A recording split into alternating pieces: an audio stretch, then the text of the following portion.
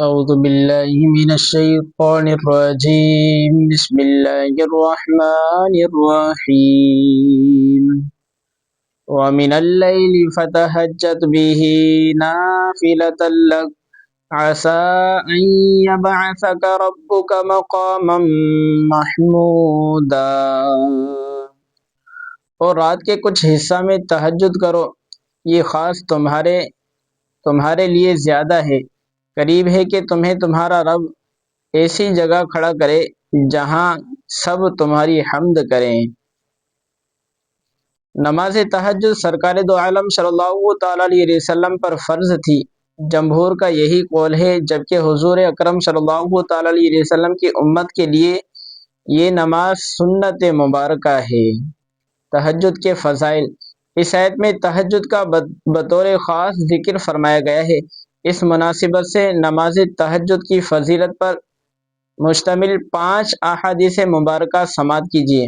Number 1، حضرت ابو امامہ باہلی رضی اللہ تعالیٰ عنہ سے روایت ہے، رسول اللہ صلی اللہ تعالیٰ علیہ وسلم نے ارشاد فرمایا، رات میں قیام کو اپنے اوپر لازم کر لو کہ یہ اگلے نیک لوگوں کا طریقہ ہے اور تمہارے رب عز و جل کی طرف قربت کا ذریعہ اور گناہوں کو مٹانے والا اور گناہ سے روکنے والا ہے۔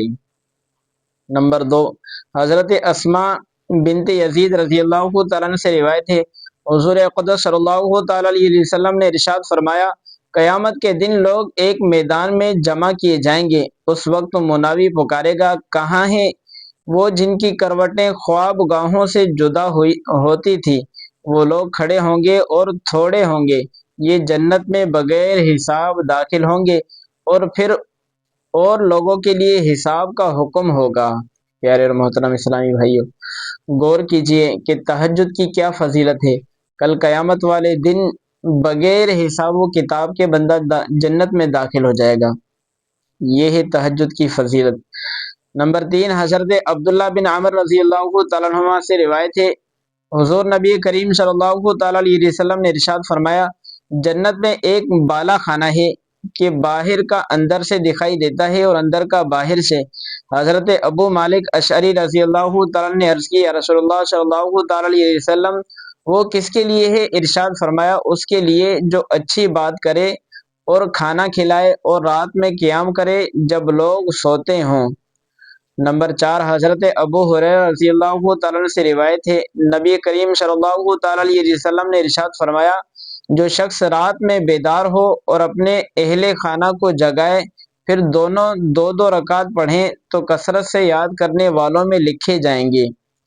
نمبر 5، حضرت ابو ہریرہ رضی اللہ تعالیٰ عنہ فرماتے ہیں، میں نے عرض کی، یا رسول اللہ صلی اللہ تعالیٰ علیہ وسلم، مجھے کوئی ایسا کام ارشاد فرمائیے جسے میں اختیار کروں تو جنت میں داخل ہو جاؤں۔ ارشاد فرمایا، سلام کو عام کرو، کھانا کھلاؤ، رشتہ داروں سے نیک سلوک کرو، رات میں نماز پڑھو، جب لوگ سوتے ہوں تو سلامتی کے ساتھ جنت میں داخل ہو جاؤ گے۔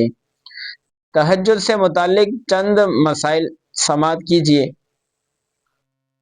صلاۃ اللیل کی ایک قسم تہجد ہے کہ عشاء کی نماز کے بعد رات میں سو کر اٹھیں اور نوافل پڑھیں، سونے سے قبل جو کچھ پڑھیں وہ تہجد نہیں۔ یعنی اس کے لیے تہجد کے لیے ایک شرط بھی آ گئی کہ بندہ رات کے ٹائم کم سے کم 2 منٹ، 4 منٹ، 10 منٹ عشاء کی نماز کے بعد سونا، یہ تہجد کے لیے لازمی ہے۔ اگر سوئیں گے نہیں تو پھر وہ تہجد نہیں کہلائے گی۔ نمبر 2، تہجد نفل کا نام ہے، اگر کوئی عشاء کے بعد سو گیا پھر اٹھ کر قضا نماز پڑھی تو اس کو تہجد نہ کہیں گے۔ نمبر 3، کم سے کم تہجد کی 2 رکعتیں ہیں اور حضور اقدس صلی اللہ تعالیٰ علیہ وسلم سے 8 تک ثابت ہیں۔ نمبر 4، جو شخص تہجد کا عادی ہو بلا عذر اسے تہجد چھوڑنا مکروہ ہے، کہ صحیح بخاری کی حدیث میں ہے، حضور پر نور صلی اللہ تعالیٰ علیہ وسلم نے ارشاد فرمایا، اے عبداللہ رضی اللہ تعالیٰ عنہ، تو فلاں کی طرح نہ ہونا کہ رات میں اٹھا کرتا تھا پھر چھوڑ دیا۔ عسیٰ ان یبعثک ربک مقاما محمودا، قریب ہے کہ آپ کا رب آپ کو ایسے مقام پر فائز فرمائے گا کہ جہاں سب تمہاری حمد کریں گے۔ آیت میں مقام محمود کا ذکر ہے، اور مقام محمود مقام شفاعت ہے کہ اس میں اولین و آخرین حضور پر صلی اللہ تعالیٰ علیہ وسلم کی حمد کریں گے، جیسا کہ حضرت ابو ہریرہ رضی اللہ تعالیٰ عنہ سے روایت ہے کہ نبی کریم صلی اللہ تعالیٰ علیہ وسلم سے عرض کی گئی، مقام محمود کیا چیز ہے؟ ارشاد فرمایا وہ شفاعت ہے۔ اعلیٰ حضرت امام احمد رضا خان فتاوی رضویہ میں ایک اور مقام پر یہ آیت کریمہ اور مختلف کتب سے اوپر بیان کردہ حدیث پاک ذکر کرنے کے بعد فرماتے ہیں، اور شفاعت کی حدیثیں خود متواتر و مشہور اور سیاح وغیرہ میں مروی و مستور، اس دن آدم صفی اللہ سے عیسیٰ کلیم اللہ تک سب انبیاء کرام علیہم السلام نفسی نفسی فرمائیں گے، اور حضور اقدس صلی اللہ تعالیٰ علیہ وسلم انا لہا میں ہوں شفاعت کے لیے، میں ہوں شفاعت کے لیے فرمائیں گے۔ انبیاء و مرسلین و ملائکہ مقربین سب ساکت ہوں گے، اور وہ متکلم سب سربگربان، وہ ساجد و قائم سب محل خوف میں، وہ امن و ناہم یعنی خود امن میں، اور امت کے امن کے خواہش مند سب اپنی فکر میں، انہیں فکر عوالم سب زیر حکومت، وہ مالک و حاکم بارگاہ الہی میں سجدہ کریں گے۔ ان کا رب انہیں فرمائے گا، یا محمد ارفع رأسک وقل تسمع وحل تعطى واشفع تشفع، اے محمد صلی اللہ تعالیٰ علیہ وسلم اپنا سر اٹھاؤ اور عرض کرو کہ تمہاری عرض سنی جائے گی، اور مانگو کہ تمہیں عطا ہوگا، اور شفاعت کرو تمہاری شفاعت قبول ہے۔ اس وقت اولین و آخرین میں حضور اقدس صلی اللہ تعالیٰ علیہ وسلم کی حمد و ثنا کا گلگلہ پڑ جائے گا، اور دوست دشمن موافق مخالف ہر شخص حضور صلی اللہ تعالیٰ علیہ وسلم کی افضلیت کبریٰ و سیادت عظمیٰ پر ایمان لائیں گے۔ حضور اقدس صلی اللہ تعالیٰ علیہ وسلم کے لیے وسیلہ اور مقام محمود کی دعا مانگنے کی فضیلت۔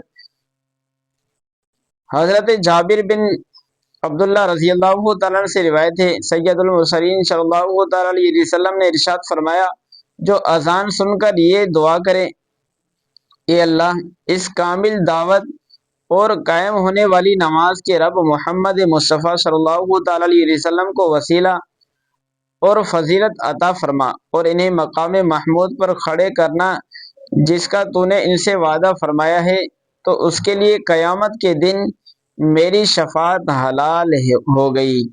اور مسلم شریف کی روایت میں اس دعا کے پڑھنے سے پہلے درود پڑھنے کا بھی فرمایا گیا ہے۔